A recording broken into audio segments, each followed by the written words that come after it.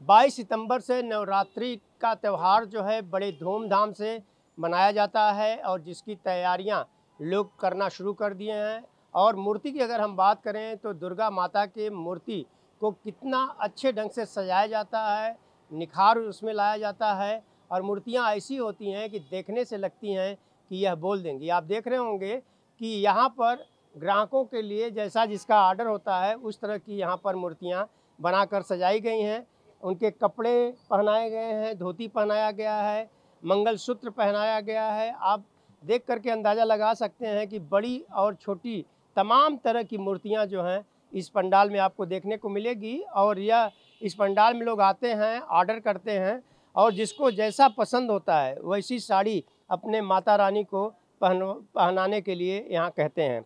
वहीं दूसरी तरफ मैं ये बताना चाहूँगा कि नवरात्रि 2025 की तिथि और महत्व नवरात्रि का एक महत्वपूर्ण हिंदू त्यौहार है जो साल में 2 बार मनाया जाता है। एक बार चैत्र महीने में और दूसरी बार आश्विन महीने में। और सबसे ज़्यादा लोकप्रिय और धूमधाम से मनाई जाने वाली नवरात्रि को शारदीय नवरात्रि कहते हैं, जो इस साल 22 सितंबर 2025 से शुरू होगी। नवरात्रि 2025 की तिथियां शारदीय नवरात्रि की 9 दिनों तक चलती हैं। और इस साल की तिथियों में देखा जाए तो अगर सोमवार की बात करें तो घट स्थापना और माँ शैलपुत्री की पूजा होती है। और मंगलवार को जो होगा वह ब्रह्मचारिणी की होगा। वैसे इस 24 तारीख को माँ चंद्रघंटा की पूजा होती है।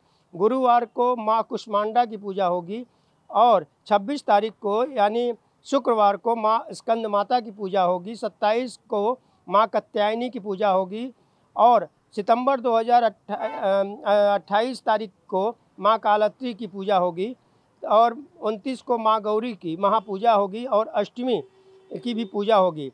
मैं बताना चाहूँगा ऑन टीवी के माध्यम से अपने दर्शकों को कि सिद्धिदात्री की पूजा महानवमी यह त्यौहार 2 अक्टूबर 2025 को विजयादशमी दशहरा के साथ समाप्त होगा।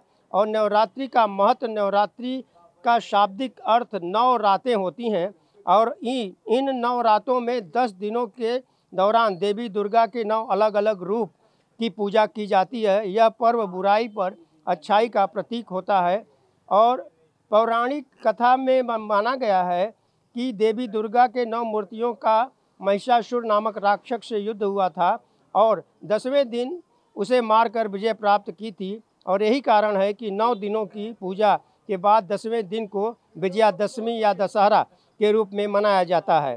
तो आप देख रहे होंगे कि यहाँ तमाम जो हैं दुर्गा माता की मूर्तियाँ अलग अलग रूप में आप दिखाई दे रही हैं।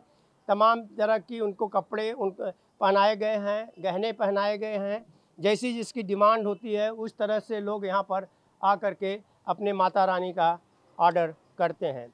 तो मैं आपको बताया कि नवरात्रि की शुरुआत जो है 22 सितंबर से होगी और देखा जाए तो इस दौरान जो है बड़े पैमाने पे लोग अपने घरों में घट स्थापित करते हैं और जो पंडालों में करते हैं वहाँ पर यहाँ डांडिया भी खेली जाती है। अगर गुजराती लोगों की बात करें तो वह डांडिया खेलते हैं, माता की घट स्थापन करते हैं और बीच में माता की मूर्ति का पहले पूजा अर्चना करते हैं और फिर देखा जाए तो डांडिया खेलते हैं। ऑन टीवी न्यूज़ के लिए कैमरामैन बाला के साथ हरीश तिवारी।